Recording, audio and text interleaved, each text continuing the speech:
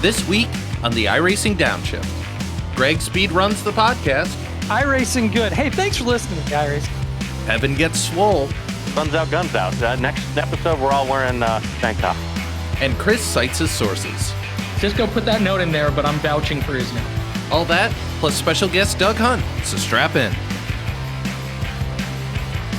Welcome to iRacing Downshift. I'm your host, Greg West. I'm back with the boys, Kevin Bobbitt and Chris Leone. We got a great show for you today. We talk about what's new and exciting in iRacing. We got some special events, some special series. We talk a little bit about rain. We brought on Doug Hunt, social media admin master and really jack of all trades at iRacing. He's our staff interview for the day. And of course, we'll wrap it up with esports as usual with eNASCAR Coca-Cola iRacing Series, Porsche Tag Heuer Esports Super Cup, and the eNASCAR College iRacing Series. I got all those right. Ding. Ding. That's right. All right. How we doing, guys? Good. Just came off a big weekend last weekend. I was at Gillette Stadium for Supercross, and let me tell you, the view from the press box, immaculate. Great view. You can also feel the pyro through the press box when it goes off. It gets like 10 degrees warmer for half a second. So Chris, I got to interrupt you. You sound a little out of breath, though. Just a little bit. We were running around. Poor Cisco got his cardio in because we had some last-second tech issues that we were trying to compensate for. I think we're all a little out of breath right now. If you used a PC. Yeah, maybe you should stop using that Mac. Yeah, maybe you should come over to You TPC. laugh, but he was actually doing some repairs to my tower as we speak. So blame you. Never blame the IT guy. Never blame the IT guy. Yeah, but that's going to come back and bite you. I do. Lead singer I do, blaming the band. He's doing a fantastic job of fixing whatever I broke. But Supercross was great. I do want to give a shout out to Lee Diffie and Ricky Carmichael for hanging out a bit. Lee and I go back to the GRC days, and Ricky was a key member of LCQ League. And so we were just kind of telling stories back and forth with one another about the things we'd worked together on. And I also found out, I don't know how many people know this, Kevin, I know you do, but one of the first videos that we ever did here at iRacing explaining what the product was, Lee Diffie was the MC.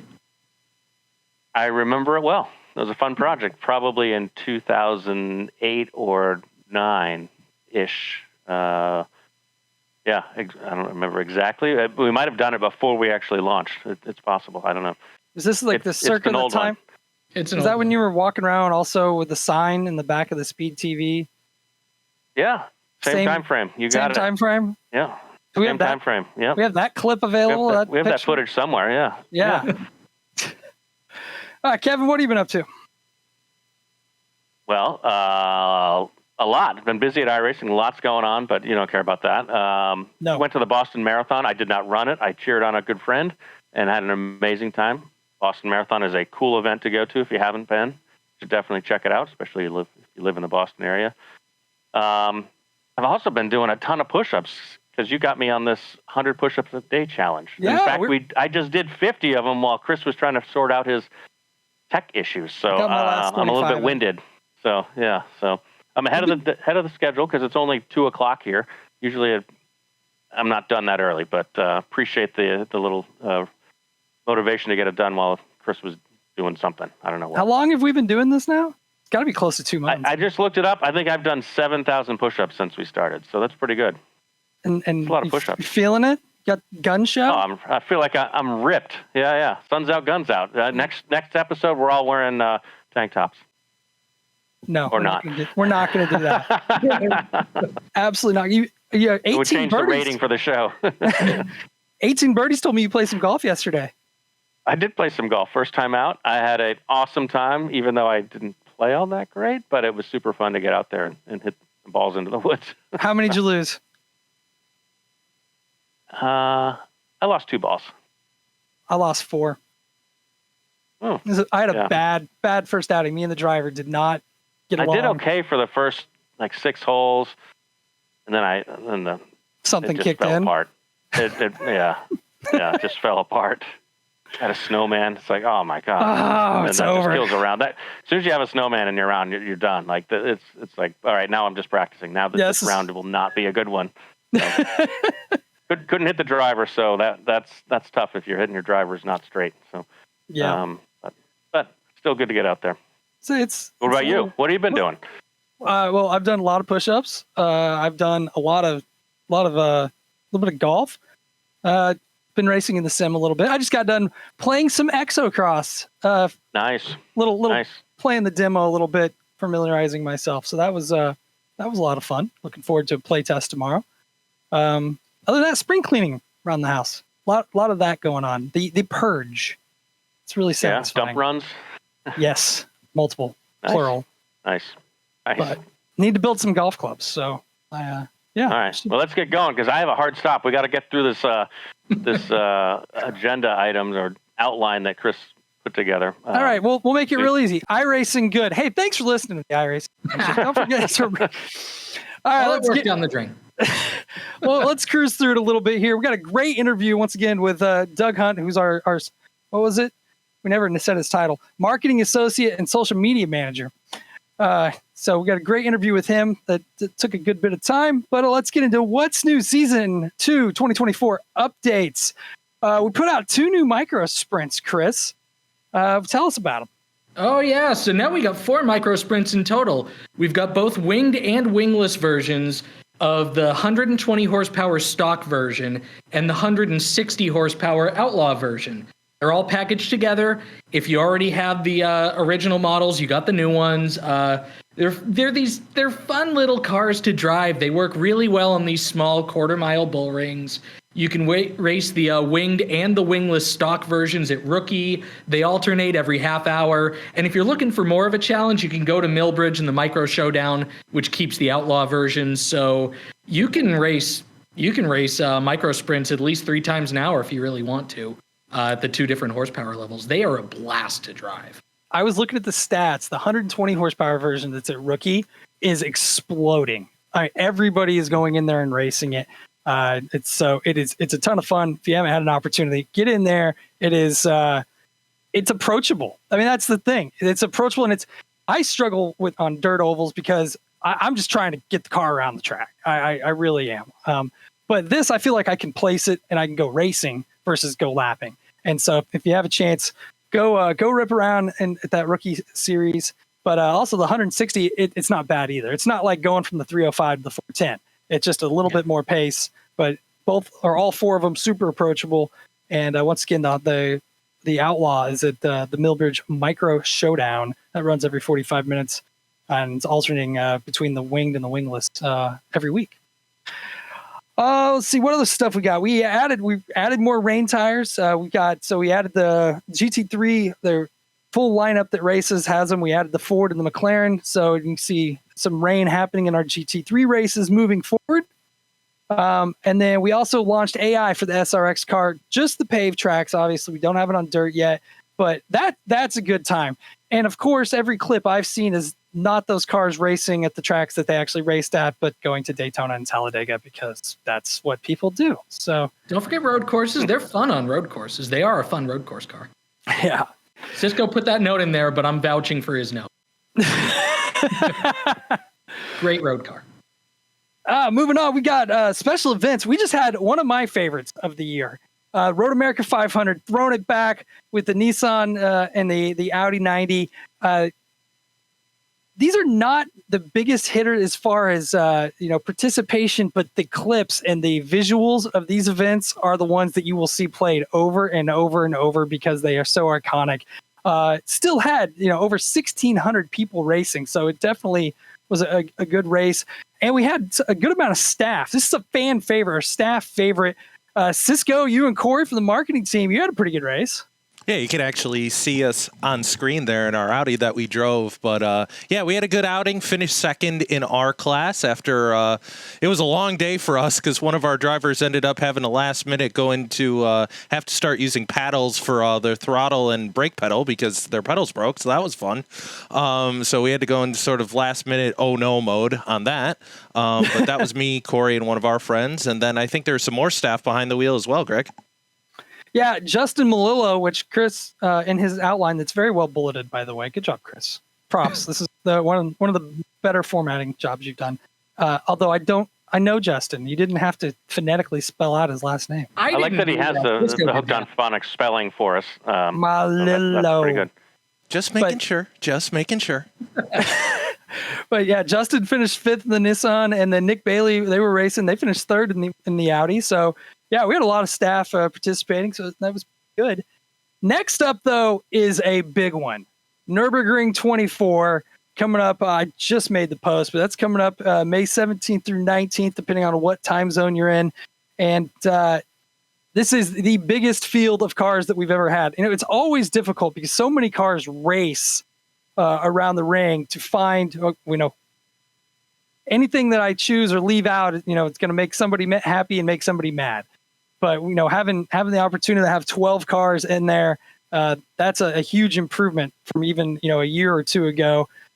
Just made that post. You can find it in the forums, but the classes that are involved, of course, we got a wide variety of GT3s, Porsche Cup cars, a staple, GT4s, a couple of TCRs this year, and of course, Toyota GR86, which is a ball of fun around the ring. This is the question. I made the post 4 hours ago, and I bet I've got 25 questions already. Will it rain? And the answer is no, because not all of the cars have rain tires yet. So this will be a dry event. It's hard enough to get around the Nürburgring. So you don't have to worry about that this season, but I'm sure. Looking into my crystal ball, I suspect it will rain at the Nürburgring at some point in the future. I bet it rains some points in 2024. just not for this particular Not for race. this event. Right. But yeah, it's super exciting. I'm getting the notifications from the posts already, so I'm curious who's mad about what. But yeah, the most number of cars we've ever had, most manufacturer representation. Super excited about it. Let's go on. We also have not just special events, our special series. Kevin, this one's near and dear to you, BMW M-Power Tour. Let's talk about it. Yeah, it's a great series, fully supported by BMW M Motorsports, our friends and partners over there. We're kind of rotating through all the BMWs that we have on the service, switching up tracks. Where are we this week? I think, let's see if I can pronounce it. Ossersleben, is that right? Ossersleben. That's pretty good, right? In the Z4, which is one of the most beloved BMWs we ever built. And if you talk to real-world racers who have raced the various GT3 or GTE cars, many of them will say that was the coolest one that BMW built in recent times. So cool that that's back in an official series and getting some love. Again, BMW is behind it. They're supporting it. They're going to have some cool prizes for both the top drivers as well as some participants. I know we haven't announced what those are, but they're going to be cool things, things that you can't get, normally. So they're going to come up with some unique things like that. I can't get into exact details, but let your mind go crazy with some ideas. It'll be something that you can't get anyplace else. So that's kind of neat. I got a sample of some of those things you can't get anyplace else. And, I can vouch. It's cool. Excellent. So yeah, so more to come on that. Yeah. There we go. You thought I was going to say it. I don't know what else to say about it. Well, yeah. That's enough of a tease. Let's see what else we got. Creventic. This is a really cool series, a partnership with the 24-hour series. It's nice to, kind of like working with BMW, working with people that just want to do cool stuff. And we have these 4 races a year with just kind of a mismatch of cars. They're all 12-hour races, and it kicks off this weekend at Mugello. So that one's exciting. But we also, the next 4 rounds, we're going to Misano. November, we're going to Portimao. And then finishing off in December, fan favorite Spa. But it's great to be able to put on these events for them. And we get a lot from them as well. You can see our signage at all their races, real world, and lots of iRacing stickers on cars. And it's just a really cool partnership that's turned into, I didn't realize how big of community events these would be. So we're pretty excited about that. And then, of course, the iRacing Nürburgring Endurance Championship round 2. It's going to kick off the week before the 24 hours. And you'll notice the cars are identical. So what track are they using? Misano. Sorry, no. Oh. I was ready for your dad joke, Foo. Yeah.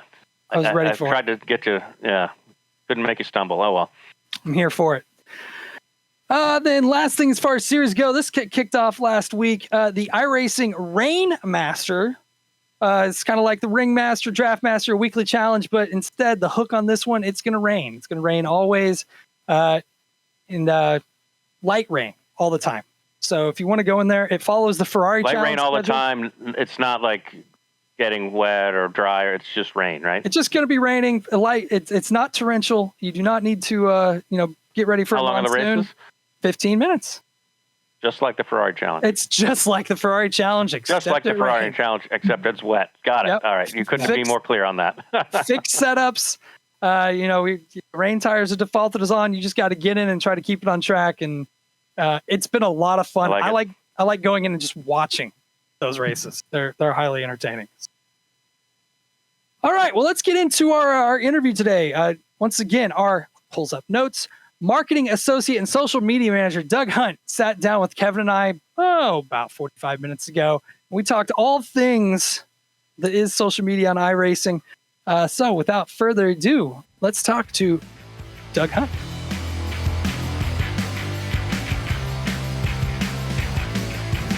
All right, Kevin and I are back with a long-awaited guest, Mr. Social Media Admin himself, Mr. Doug Doogie Hunt. Doug, welcome to the show. Glad to have you.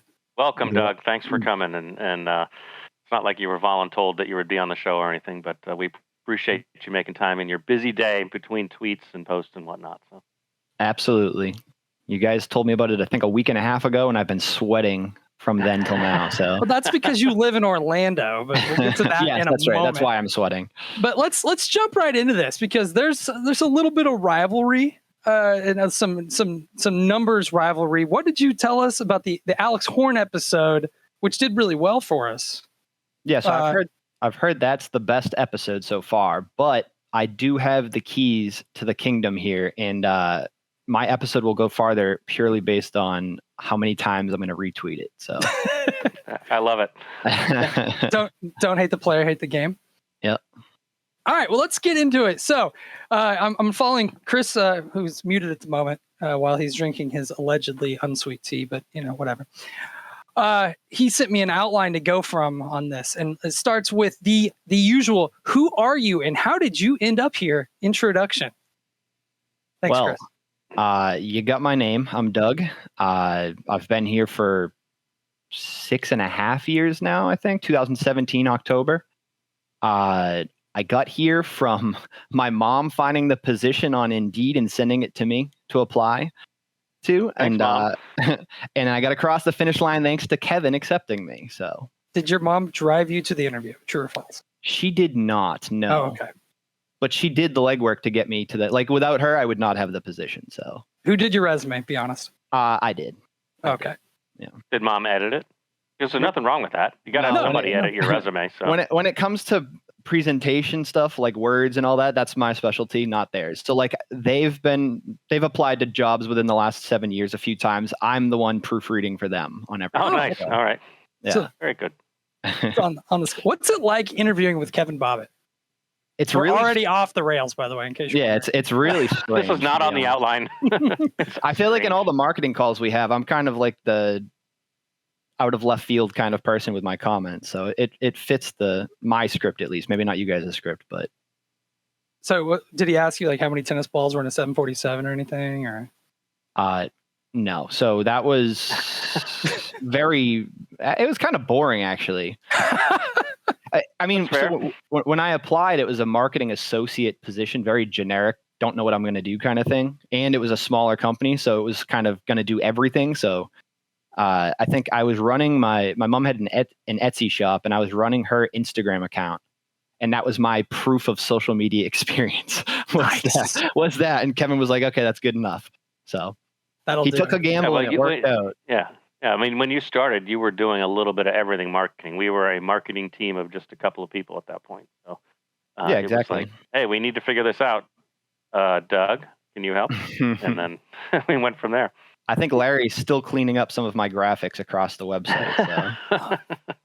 That's really, really funny. I remember back prior to us having a proper graphic design team to Dougie's graphics.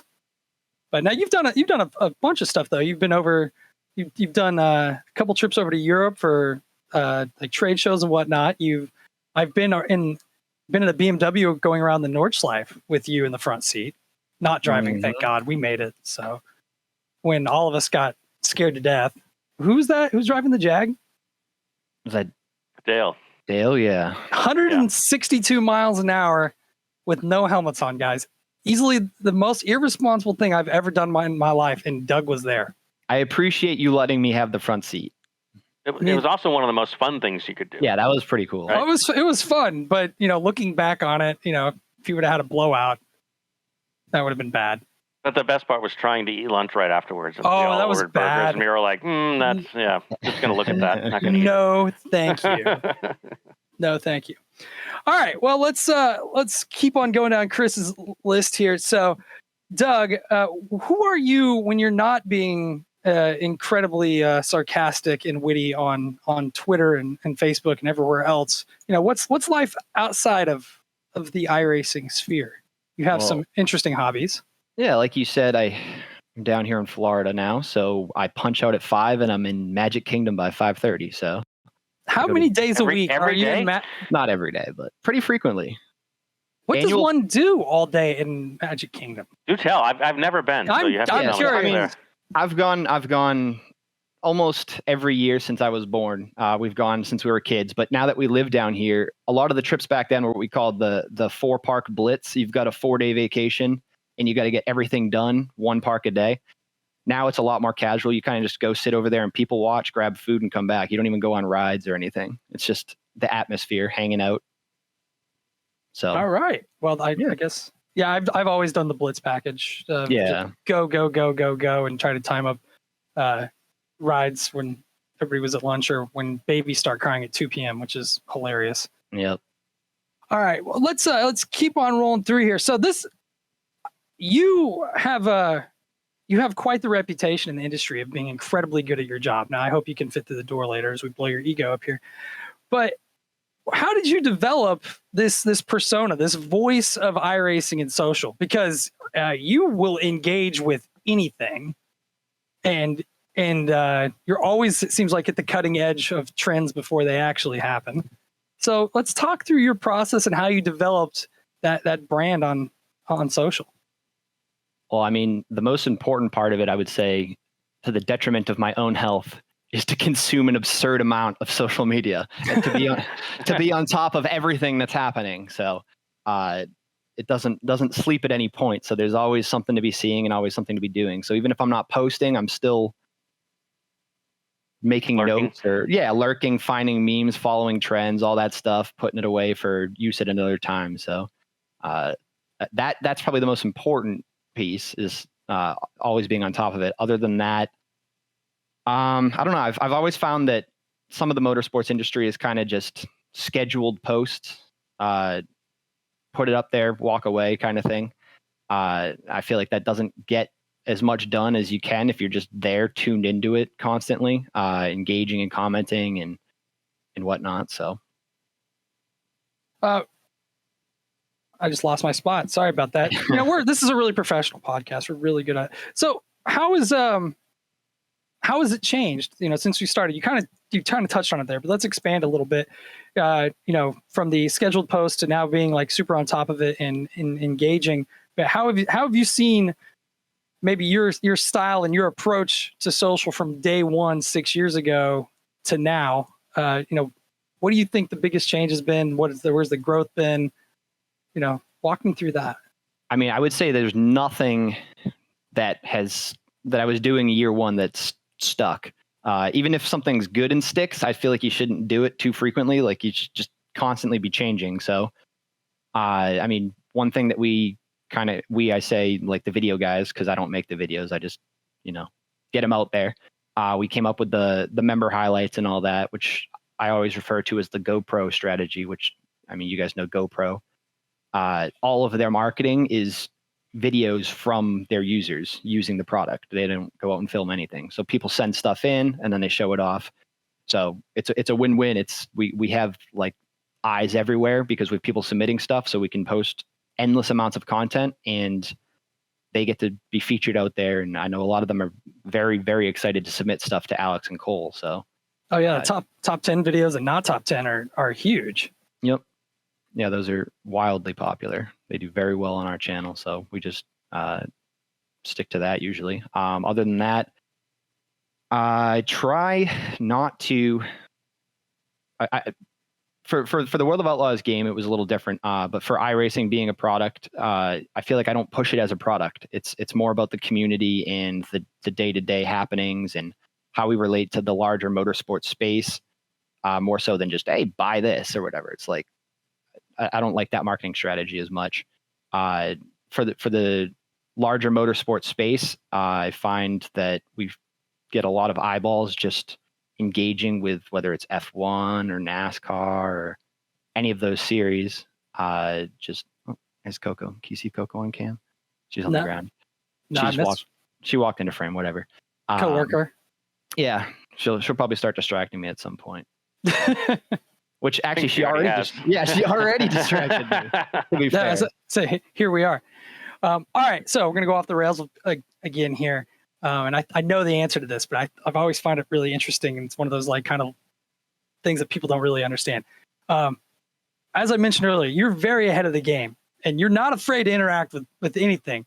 How often do you have to like type it out and be like, ooh, and have to walk it back yourself? Or how often do you feel like that you have to be reined back in by, say, Kevin or Tony? Like where how do you develop the line? Because you're pretty progressive.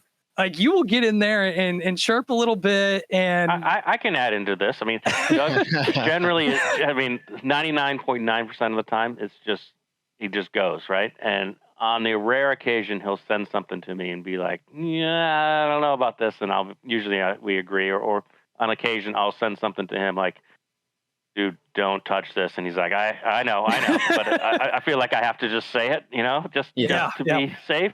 Right. But I mean, we're generally on the same page. I think Doug does. I mean, he spends, obviously, he's more time with the community, more time on social, picking up all those trends like you talked about. But you have managed to find that line and been pretty successful at that. And I don't think we've crossed it too many times. Probably something didn't land right with somebody, but nothing that was like a major crisis or anything like that, right? Have you met internet people? Of course something didn't land right, but that's it. Marketing 101, elicit an emotional response. But there is a line, right? Like it's one thing to like, oh, that I didn't think that was funny, to saying, oh, that was offensive, right? And that's where I don't know if I've ever gone into offensive. It's like chess. Like you got to think 5 moves ahead. I'm going to say this. What are they going to say? Like what are the next 4 comments going to be? Exactly. Yeah. So even if we're like, say we have a particular issue in the sim, I know that whatever I say is going to be twisted into that. Or another example, Facebook specifically loves dirt content. So I post anything that's not dirt related and they're going to twist it into where is this dirt piece of content.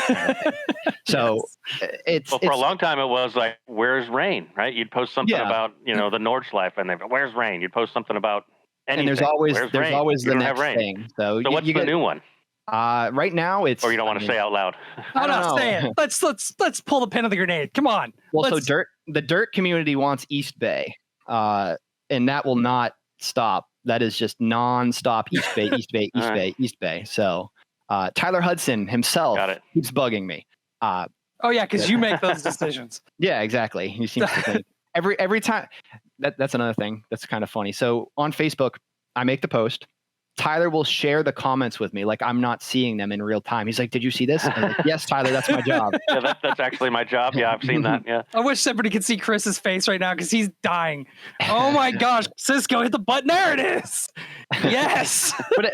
But anyways, to get back to the walking the line comment, I find that first of all, you can't really find the limit until you push it. So like I have probably stepped over a few times. Racing. Yeah, exactly. It's exactly like racing, minus the everything. But it's one thing to drop 2 wheels. It's another thing to crash headfirst into a wall, right? Yeah. So it's okay. Well, you're looking for a 1X, but not a 4X to bring it by iRacing terms. Yeah, exactly. 4Xs are bad in social media. I found that you can push some things pretty easily. I mean, again, I'm not doing anything that's terrible, but you can get edgy with it sometimes. I would say probably one of the one of the mistakes I've made that came back and hit me in the face was there was a NASCAR race, and it might have been Bowman, but Suarez took a bottle of water and threw it in Bowman's face. And I think in that same race, Suarez's car had caught on fire. I remember this. So I was like, Suarez, or I basically said, you should have saved that water for your car to put out the whatever. And he snapped back with something. I don't remember what it was, but when he snapped back, the rest of the community snapped back, because again, it's driver versus brand in that case. And in that, like the brand, the driver wins over brand. Right. So I had to walk it back. And I think I had found an image of Bart Simpson writing on the chalkboard, when they get punished. It said, "I will not antagonize Daniel Suarez on Twitter," over and over and over again. So I managed to walk out of that one. So. But I bet if you go back now and look at the impressions, it was worth it. Yeah. And that's the thing. I don't think we burned any bridges with Daniel. It was just the heat of the moment kind of thing. And it got some traction. So I don't mind being the butt of a joke or pushing stuff like that. So did you hear from, and some of that's Kevin all timing, right? Kevin consoled me pretty much. He saw it and he was like, "Don't worry about it. Don't worry about it. It's okay." So, so Doug, what's been the most interesting day at iRacing besides the Nürburgring taxi ride? Besides the Nürburgring taxi ride, I think it's still related to Nürburgring. Yeah, that day. Yeah. So. You want me to tell the whole story? Let's go. Sure. Yeah. So we were at the Sim Racing Expo, and it was the last day, and we were leaving. I don't know what time it was, and I don't know what time our flight was at, but we had a rental car, and no, not this story. And and Kevin was loading up the car with whatever we had, suitcases and just stuff. And as he bent over to put something into the car, he heard a hissing sound. So he looked down, and the rental car I think it was right rear maybe, was going down. I wasn't driving, by the way. I was not the driver.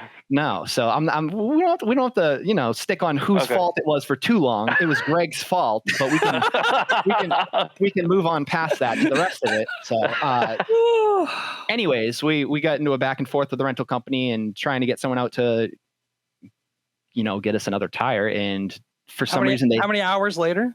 I don't know. It was multiple hours.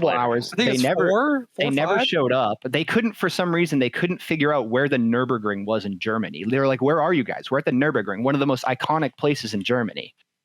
So they never showed up. So we ended up having to go to plan B, which was call Will Vincent of RaceSpot to see if he could bring us over to the airport in time. And he couldn't, because they were celebrating they were celebrating the end of the they were celebrating the end of the event. They're over 21. They were having a good time, and definitely having a good time. But so Will asked around the party to see if somebody could save us, and Mitchell DeYoung's father happened to be there with Mitchell, and Mitchell's a rally cost driver, iRacer, big sim racer. His dad volunteered. I don't think Will told him, but he might have also only been the only sober one at the party. Who knows? The three of us were sober. Yes, sober. We were sober. We were there on a work trip, so we were. Well, sober. That's not a. But anyways, he came. Yeah, we'll go with that. Yeah. Came and scooped us up, drove us however long it takes from the Nürburgring. 2 hours each way. Frankfurt, yeah. At this point, it was, what time was it? We were at the airport after midnight. 2 a.m. Yeah, it was very late. So we took a nap in our hotel rooms. Yep. So we got there, got to the airport, caught the flight, and made it out. Thank you to Mitchell DeYoung's father, which I think we did something for him, right? As a thank you. Well, we sent him a thank you. Absolutely. Yeah, I think we sent him something nice. Yeah. So some iRacing credits, something like that. I can add to this story a little bit. The rental car company, because the hole was in the sidewall because I scuffed a curb as I parked, and we ended up having to leave the rental car there because they wouldn't come get us. They said they drove by. There was nobody on this road. Nobody drove by. They said they drove by twice actually. So we left the rental car, locked the keys in it, and my sunglasses, my brand new Oakleys, as we discovered. And I took a picture and dropped the pin and sent it to the rental car company. So I was like, we have to go catch a flight. And they were convinced that we had taken the car around the Nürburgring. Yeah, and I forgot there about were that. A lot of really mean letters. Which we did not. Which we did not. We did not. It was. We did a taxi ride, but it wasn't in that card. Yeah. It probably would have been less embarrassing to explain that you actually took it out on track instead of just, I nicked a curb on the way to put some suitcases in the trunk or whatever. But well, they found every scratch on that car and everything, and we should have taken it around the Nürburgring for as much as it ended up costing. Because that was a fun phone call to Tony Gardner. Hey Tony, if you're listening, tire. Appreciate it. Yeah, that was a 5-figure tire. Oh, good times. I forgot. I didn't forget about that, but of all the things I thought we were going to talk about on this episode, that was not on my bingo card. That's a good one. It's come up a couple of times on this podcast. I enjoy it when we I will. that story. I'm going to tell a hazelnut water story someday. Okay. Well, maybe we should have them on as guests. Yeah, now that's a good idea. There you go. Perfect. But all right, we're going to skip ahead a little bit, but I guess let's circle around the whole thing. You've been here almost like 6 years. How would you say your role has developed? I mean, and we've kind of touched on it a little bit, but you do much more than just the social media. You're involved. You got your hands in a lot of things. Kind of just talk about how you've grown within iRacing. The opportunity set that has been laid in front of you. Yeah, so I mean, obviously, social media is the most forward-facing stuff that I do. But I mean, when I started, I was doing graphics. We were going to the trade shows. I think within 2 weeks of being hired, we were over at Vegas for SEMA. We did PAX one year. I designed the booth for that. We had a Twitch Rivals event a couple weeks ago. I organized and set up that, getting the content creators. Yeah, that was pretty fun in the rain. But just working with the content creators there's lots of calls with partners and manufacturers and making sure they get what they need. And it's a lot of right-hand man stuff for Kevin pretty much. So making sure. And on social too isn't just making posts, right? I mean, you're pulling reports and we're looking at data, what posts work, what don't, things like that. It sounds probably more fun than, I think you enjoy what you do, but there is some other stuff to it as well, right? I mean, just like people say to me, oh, you just work for a video game company. Well, sort of, but it still work. Yeah, there's a lot of work in it. There's still stuff that goes on, still have goals and objectives and projects and trials and tribulations and all that. So there's lots of numbers and analytics and reports and all that, but I mean, they've only gone up in the 7 years, so they're always fun to look at. They're always higher and higher. Not to brag or anything, but well, I got one last one for you here, because getting into working in the subject matter, working in video games and whatnot, or becoming a content creator, an influencer, working in social for any company, let alone something like that we do. There's a lot of interest in that. What advice would you give to somebody, say maybe in high school or maybe in college, if this is something that they wanted to pursue, of the school of hard knocks that you've gone through? What advice would you give to those people that are considering this type of role or career? I mean, the most important thing, I guess, is just following it. Like if you've got a particular game that you like, or again, it applies to sports in the real world too. Everybody wants to grow up to be a baseball player or whatever, but there's so many positions beyond that, like behind the company. Like you might not be an esports superstar, but you could be the person creating the esports or whatever. What I did, I got my business degree with a concentration in marketing and a little bit of Photoshop skills on the side. One of the classes that I took. And then other than that, it was just applied and Kevin hired me. I don't know. I'm not. Yeah, but you weren't, to be fair, you were doing esports stuff. Weren't you working for DraftKings or something? Yeah. You were doing, what was that job? My final year of college, I actually found a position at DraftKings doing data coordination for the League of Legends component of it or whatever, which was literally just staying up at 3 a.m. watching the Chinese League of Legends series and coordinating the data and collecting on all that. But there's so many positions out there that, like, like that are, I mean, so that was essentially an entry level position, but I was able to, snowball that and snowball that and snowball that. Even before that, I was writing for Team Dignitas, which was an esports team. I was just writing articles for them. That wasn't even paid. But again, part of that snowball, just getting it rolling, just getting your foot in the door. Again, networking is a big thing, obviously, going to these conventions and expos and all that, and meeting people that are in the industry already, whether it's someone like me or someone like way more important than me. But I remember that there's nobody more important than you, Doug. Come on. Thank you. Thank you. But yeah, I remember talking to people and trying to like get my foot in the door again. That's the biggest thing, is just getting your foot in the door. But you got to start small. And not that I'm not big in any sense of it, but I've managed to stick. I've got both feet in the door now. So yeah, you've made a career of it, right? I mean, yeah, exactly. For 7 years or whatever. So yep. Hopefully you'll stick around for 7 more. You've got me for life, probably, Kevin. Probably. I threw the probably in there just in case, but it's a very, very, very fun company to work for. I think Steve had a tweet the other day about, someone's retiring, and he was just talking about one person's retiring, first person to ever retire from iRacing. But just the longevity of it. Like I can't think. Yeah. I don't think I could count on it more than one hand the amount of people that have left. Like you're here and then you stay because it's just such an awesome company. So yeah. Cool. Yeah, no arguments there. Hopefully Tony hears that one too. We'll give him the timestamp to listen to that one line. Yeah, for sure. Actually, Tony's an avid listener to the podcast. He always comments and sends me notes afterwards. He's like, so I don't know when he has time for it. Must be on his commute or something. He absolutely listens. He's one of our 4 fans. Or do we have 5 now? He's number 5, I think. So. Number 5? All right. I have Steve's not. Mom. Sorry, I was gonna say I have not listened through an episode all the way through. Well, now you're gonna have to listen. Now you have to. Just to hear myself talk again. Yes, absolutely. That's the worst part of it. I hate listening to myself. Well, not that you guys do a bad job. I just listen to you guys enough, like throughout the week and all the meetings. That's the main reason. You're in the marketing call. Yeah. That's like the length. You pretty much know what we're going to talk about, other than some of the banter, right? So yeah.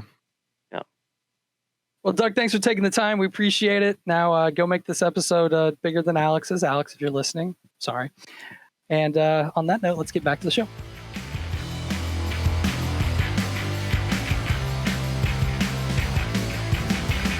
Always good to sit down with staff. I think Doug has made it his personal mission, if you didn't notice during the interview, to make this the biggest episode ever. Chris is cracking up again. Yeah, well, can I just say I'm glad that the Vince DeYoung story got in there, because I worked with Vince for the past decade, and he's one of my favorite people on the planet.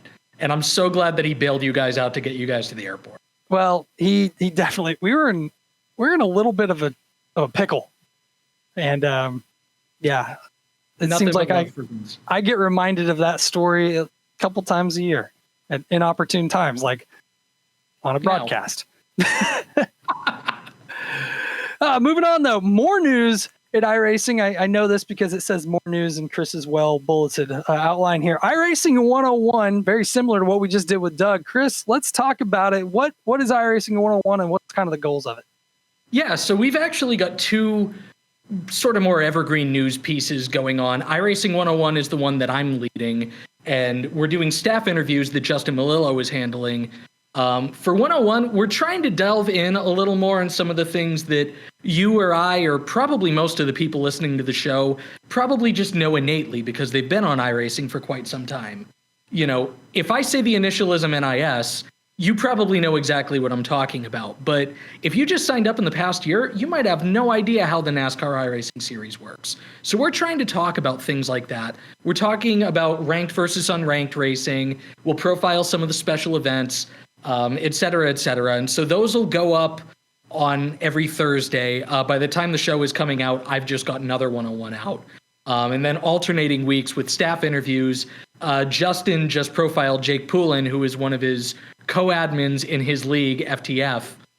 So that was a nice and easy one to kick it off with. And Jake has a really interesting background. You know, he's one of those people who really came into iRacing just from developing a skill set in previous sim racing titles and was a big iRacer, and just one of those people who we kind of hired based on their experience working within sim racing titles, just kind of having fun.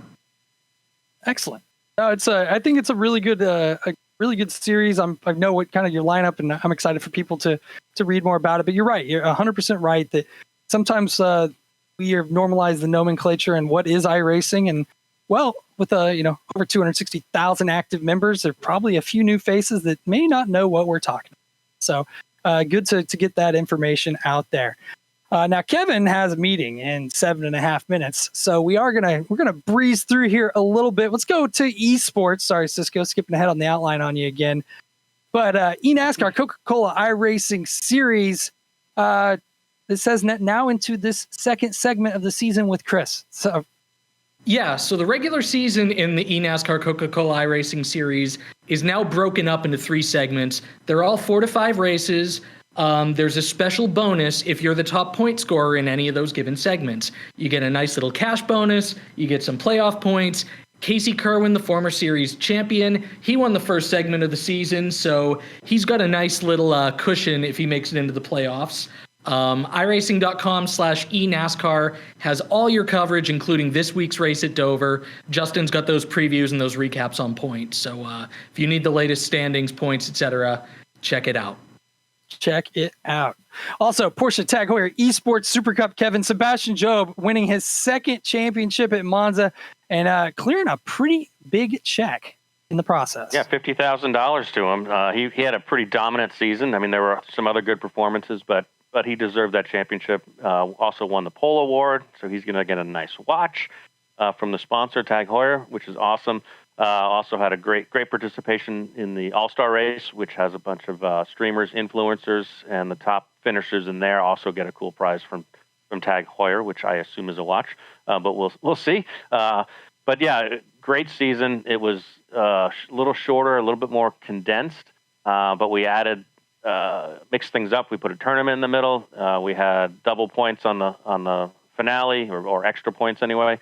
So it spiced things up. It was fun. I think it was the most exciting season to date. So congrats to everybody that competed in it. I know those guys put a ton of time and effort and practice, and there can only be one champion. But hats off to everybody that made the series and participated all season long. So awesome job there. And that's not the only ones we have going on. We also have the eNASCAR College iRacing Series, right, Chris? Yep, and so this is also about to wrap up the first 8 rounds of the season, and this was the first season where we combined the fall and the spring semesters like a full year of college rather than splitting them up. Logan Clampett took the victory at Nashville and didn't have time to review the stat before the show, but I think Logan may be the first driver to win for multiple colleges in the series. Cisco, I might have to have you fact check me on that after the fact. Did he enter the portal? yeah, he entered the portal. I didn't know that was a thing. Oh man, portals everywhere. Yeah, portals everywhere. But now the way it works is the top 25 drivers who did those first 8 races in the points championship, they're the only ones who get invited to the finale. So the finale is going to take us to Homestead, which my favorite oval on the sim for what it's worth. Friday, May 3rd, 8 p.m. Eastern. Those 25 drivers are going to go for a championship. $60,000 in total in collegiate scholarships on the line. So not a bad little extracurricular activity when you're in school, huh? I can think of worse ways to spend my time. Yeah, I'm just watching the highlights that Cisco had put on screen there, and that driving through that mess on the super speedway, that is wild. Increased my anxiety just watching it. But well, thanks for listening to this episode of the iRacing Downshift. Don't forget to rate, review, and subscribe on Apple Podcasts, Spotify, and anywhere else Chris has put this thing. Kevin Bobbitt, Chris Leone, I am Greg West. Oh, and Cisco, and Sean, and Drew, and everybody else in the truck, also known as the studio or whatever. It's the virtual truck. The virtual truck. Kevin's mic sounds like poop all of a sudden. But anyway. Yeah, don't forget to rate, review, and subscribe. Apple Podcasts, Spotify, and anywhere else Chris puts this thing. I think I already said that once, but who cares? We're not good at this. Thanks for listening to the podcast. Let's get out of here.